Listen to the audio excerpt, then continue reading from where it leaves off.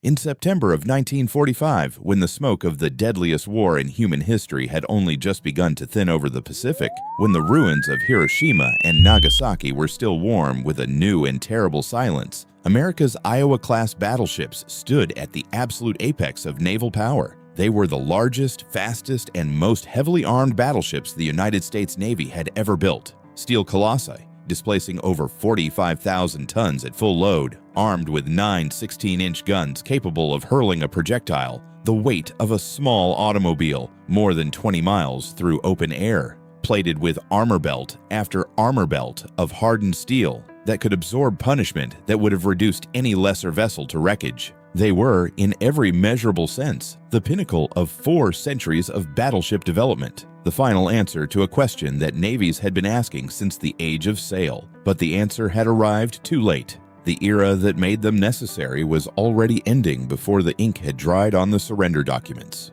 What happened next, almost no one remembers. There were 4 of them: the Iowa, the New Jersey, the Missouri, and the Wisconsin, and each carried its name like a promise made to a nation that had spent 4 years bleeding on 2 oceans simultaneously. They were built in a wartime frenzy between 1942 and 1944, rushed down the slipways of yards in New York and Philadelphia and Camden, sent to sea still smelling of fresh paint and welding smoke, crewed by young men from landlocked states who had never seen the ocean and who would spend the next years of their lives surrounded by nothing but it. These were not instruments of finesse. They were instruments of certainty. Mobile fortresses designed to project the singular, unarguable authority of steel and explosive force. In the last years of the Pacific War, they served primarily as escorts for the fast carrier task forces that had by then already rendered them philosophically obsolete. The battleship, it turned out, had been dethroned by the aircraft carrier long before the Iowa class had even been commissioned.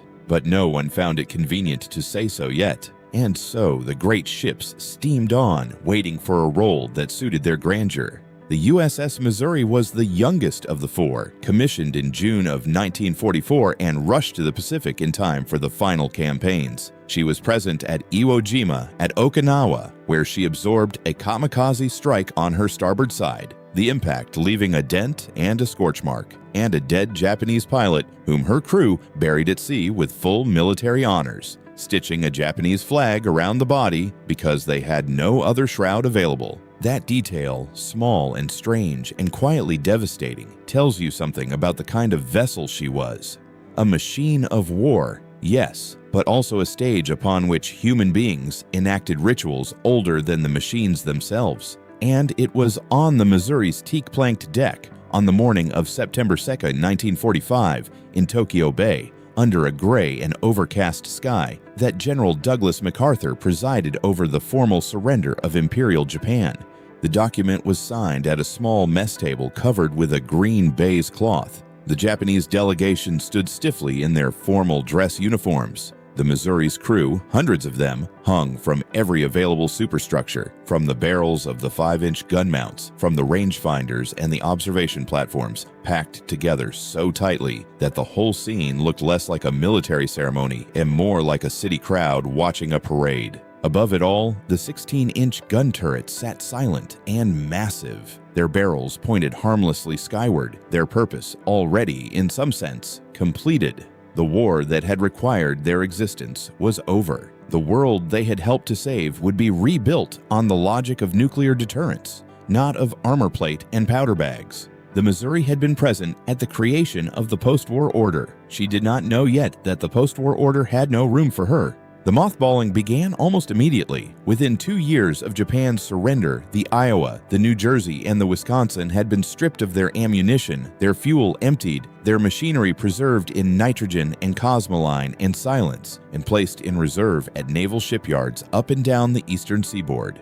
The Missouri lingered longer in active service, serving as a training ship, carrying President Harry Truman home from Europe in 1947 in a moment of presidential pageantry that briefly made her famous again. But by early 1950, she too was preparing for the indignity of the reserve fleet. the vast gray purgatory of warships that the Navy kept around because it could not bring itself to scrap them, because the memory of 1941 and the desperate scramble to rebuild a shattered fleet was still too fresh, because the admirals who had fought the war were not yet ready to surrender the tools with which they had won it. Then Korea intervened. In June of 1950, North Korean forces crossed the 38th parallel, and the United States, barely half a decade removed from the most devastating war in its history, found itself at war again, this time in a peninsula most Americans could not have located on a map. The Missouri was rushed back to readiness and sent to Korean waters, where her 16-inch guns proved devastatingly effective against shore targets, supply lines, troop concentrations, road junctions, and railroad marshaling yards.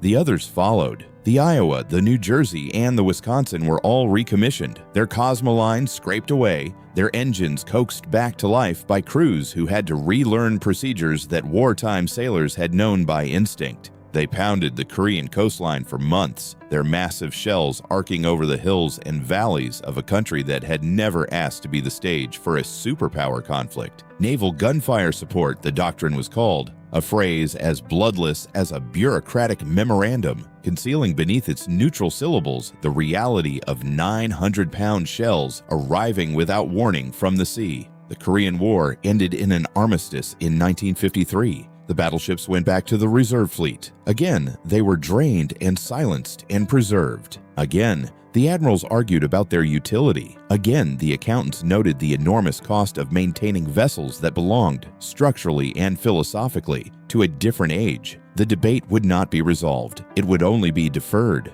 The 1950s were not kind to battleships. The decade was defined by the hydrogen bomb and the intercontinental ballistic missile and the nuclear-powered submarine, technologies that made the notion of a steel warship trading gunfire with another steel warship seem almost quaint. The aircraft carrier had consolidated its supremacy at the center of American naval doctrine. The battleship had no clear place in a world where a single B-52, flying at altitude, could deliver a weapon of city-ending force before any surface ship had even entered the threat envelope. The Iowa class sat in reserve, growing older, accumulating the particular melancholy of machinery that was built to move and has been stopped. Their hulls were painted and repainted to keep rust at bay. Their interiors were monitored for leaks and humidity. They were kept, but they were not used, and there is a cruelty in keeping something that was built to be used. The New Jersey alone broke the pattern. In 1967, as the Vietnam War ground on and the demand for naval gunfire support in the shallow coastal waters of Southeast Asia mounted beyond what the Navy's cruisers and destroyers could efficiently provide, she was recommissioned for the third time.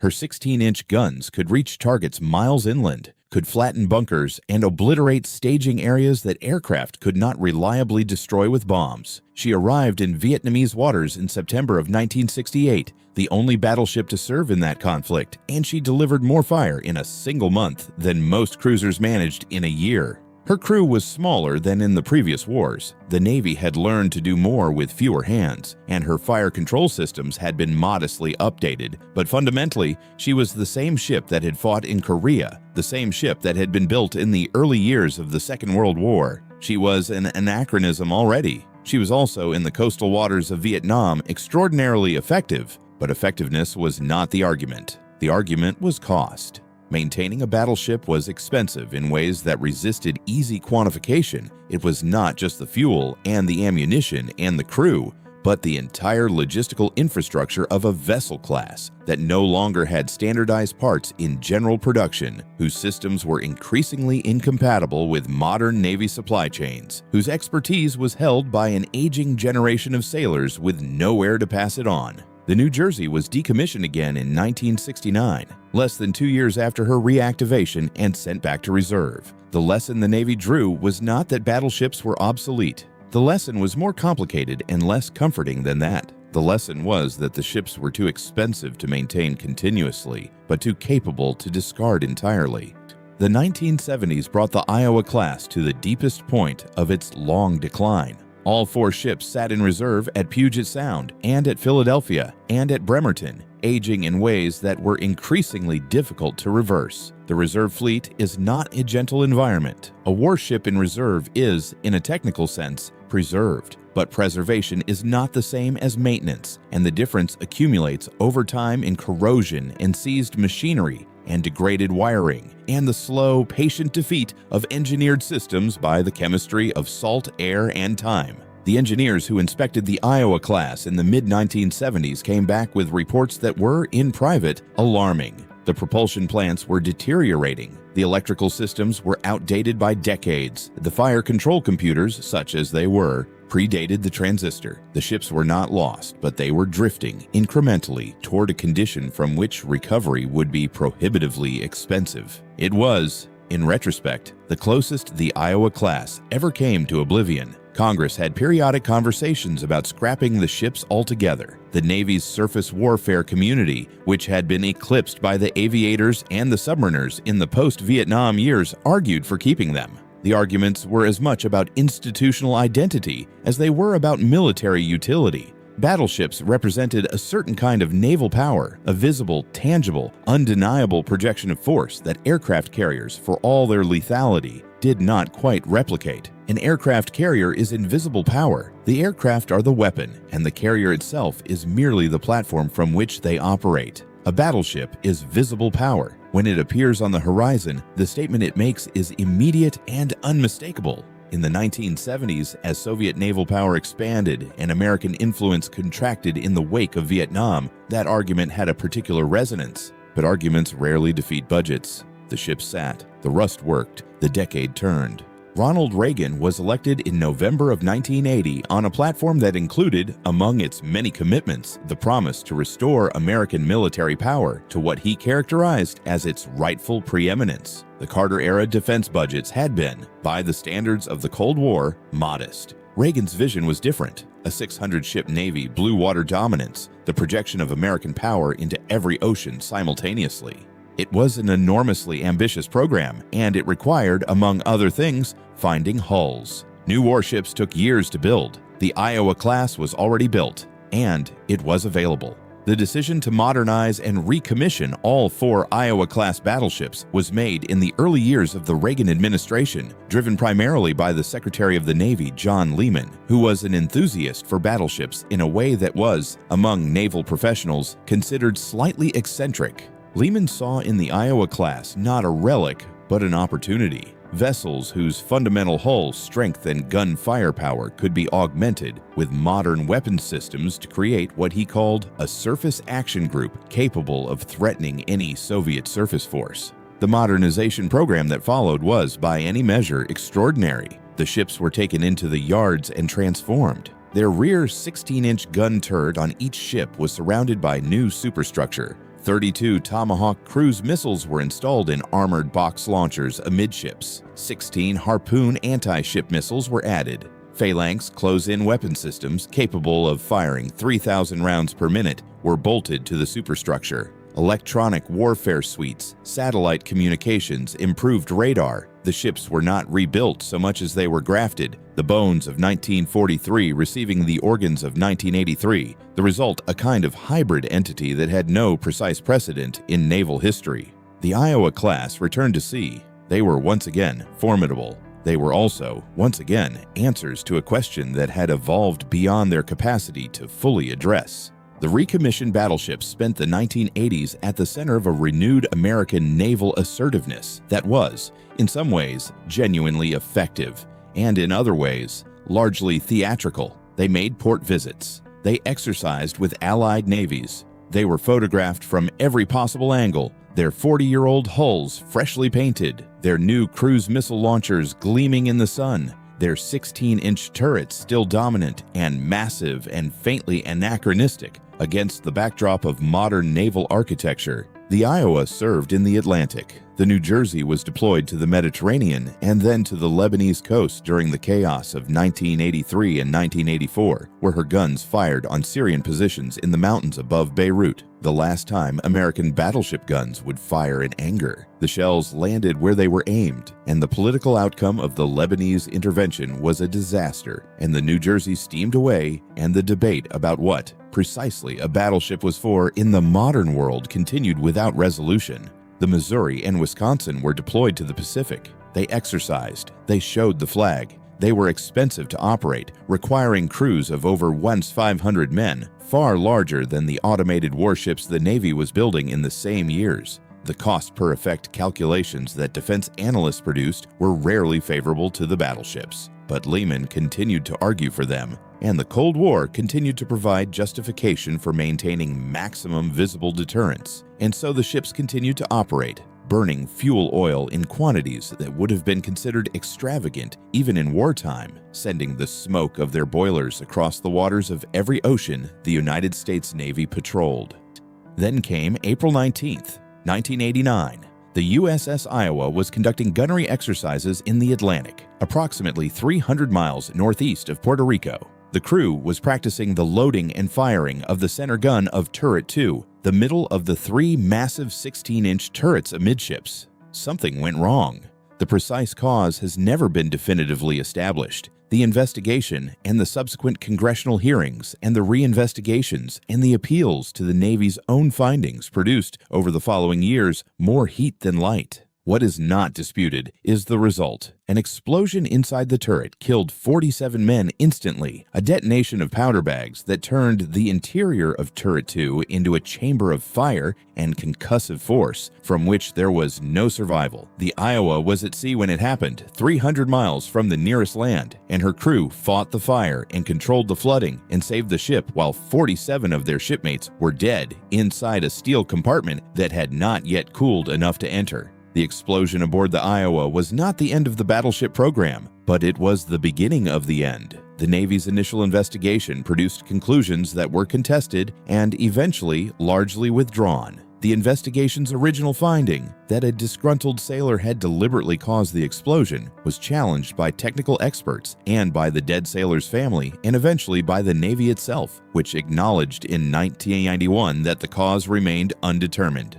What the explosion did beyond killing 47 men was to concentrate attention on the fundamental reality of maintaining early 1940s propulsion and ordnance systems in a Navy whose institutional expertise in those systems was aging and finite. The people who had grown up with 16-inch guns, who had known by feel and experience when something was wrong in the loading cycle, were old or dead. The technical manuals existed, but manuals cannot substitute for embodied knowledge, for the kind of understanding that lives in the hands of someone who has done a thing 10,000 times. The Cold War ended with a speed that surprised almost everyone. The Berlin Wall fell in November of 1989, 7 months after the Iowa explosion. The Soviet Empire contracted and then collapsed. The naval threat that had justified the 600-ship Navy diminished not gradually, but precipitously. Defense budgets were cut. Programs were canceled. The Iowa class, which had been recommissioned at enormous expense as part of a strategy for confronting Soviet naval power, found itself in a world where that power had simply ceased to exist. The Gulf War of 1990 and 1991 gave the Missouri and Wisconsin one final moment. They fired Tomahawk cruise missiles into Iraq in the opening hours of the air campaign, and their 16-inch guns shelled Iraqi positions along the Kuwaiti coast. And the battleships were, for a brief and strange interlude, relevant again, tools in a war whose geography and character suited them. But it was a final gesture, not a revival. The Missouri was decommissioned in March of 1992. The Wisconsin followed days later. The Iowa and New Jersey had already been deactivated. The great ships were done. The years after decommissioning were, for the Iowa class, a long argument about what they were worth and what they meant and what should be done with them. The Navy initially kept them in a state called Inactive Ship Maintenance Facility, a bureaucratic category that meant they were preserved but not operational, maintained at minimum cost while the service debated their future. Congress, which had funded their modernization, was reluctant to authorize their scrapping. Veterans organizations lobbied for their preservation. Historians argued about their significance. The ships themselves sat in reserve facilities and accumulated the quiet damage of time, their paint fading, their systems degrading, their hulls settling slightly in the still water of the berths they had occupied for years. The question of what to do with them was answered eventually by the museums and the cities that wanted them. The Missouri was donated to the USS Missouri Memorial Association and berthed at Pearl Harbor, Hawaii, at the exact location, Pier F5, Battleship Row, where the USS Arizona had been sunk on December 7, 1941. The symbolism was calculated, and it was apt. The ship on whose deck the war had formally ended moored permanently over the wreck of the ship whose sinking had begun it. The Arizona leaks oil still, a slow seep from her ruptured fuel tanks, and the black drops rise to the surface of the harbor water where the Missouri floats above. And the two ships occupy together the beginning and the end of the Pacific War in a way that no monument could replicate. The New Jersey was berthed in Camden, New Jersey, just across the Delaware River from Philadelphia, where she had been built. The Iowa went to Los Angeles, the Wisconsin to Norfolk, Virginia. All four ships survived. All four survive still, maintained by the volunteer labor of veterans and the entrance fees of tourists and the municipal pride of the cities that have claimed them. The preservation of all four ships was not inevitable. It required sustained advocacy, significant funding, and the willingness of private organizations and local governments to absorb the ongoing costs of maintaining vessels that are, by any reasonable measure, extraordinarily expensive to keep. Battleships do not become cheap simply because they are no longer firing their guns. They are enormous, complex steel structures requiring constant attention to prevent the corrosion and structural degradation that would otherwise reduce them within a generation to rust and ruin. The people who maintain them do so out of something that resembles devotion, a commitment to preserving not just the ships themselves, but the human history embedded in their steel, the lives of the men who served aboard them, the record of what they endured and what they accomplished. There is a particular kind of silence aboard a warship that has been turned into a museum, not the silence of a vessel at rest, which is never truly silent, the ship always settling and creaking in the water, the systems always cycling, the metal always contracting and expanding with the temperature, but a deeper silence, the silence of machinery that was built to be operated and is now only observed. The 16-inch guns of the Iowa class will not fire again. The propulsion plants will not turn the screws again. The crews who trained at these stations and slept in these compartments and died in the turrets and the engine rooms and on the exposed decks under fire, they are old now, those who remain, and the youngest of them remembers a world that has become, to everyone born after it, a kind of legend. The ships are the archive. They are the physical record of what it cost, in steel and labor and lives, to project power across the oceans of the world in the middle of the 20th century.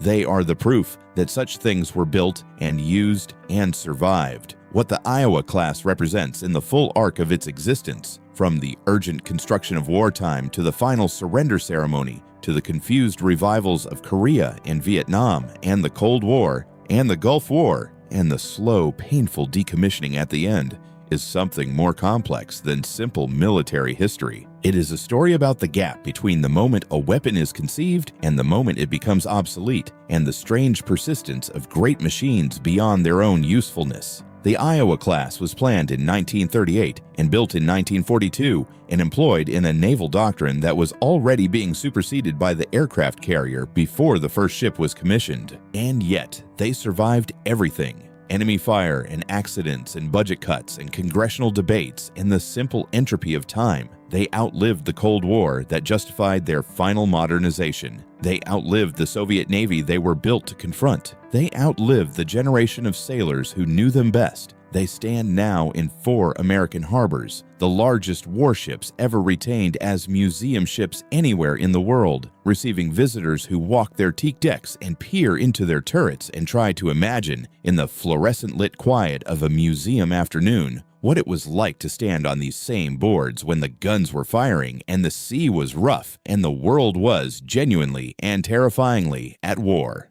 The steel endures. The archive survives. The names, Iowa, New Jersey, Missouri, Wisconsin, are not forgotten. They are only waiting, as great machines always wait, for the world to remember what it took to build them. And if you think the Iowa class was the last American war machine to outlive its own era, to be mothballed and revived and argued over and finally silenced, wait until you hear what happened to the aircraft that replaced the battleships, the flying fortresses and heavy bombers that the jet age made obsolete. the machines that carried the weight of American air power through the age of total war and found themselves in the end standing in desert boneyards under the Arizona sun, waiting for someone to remember their names.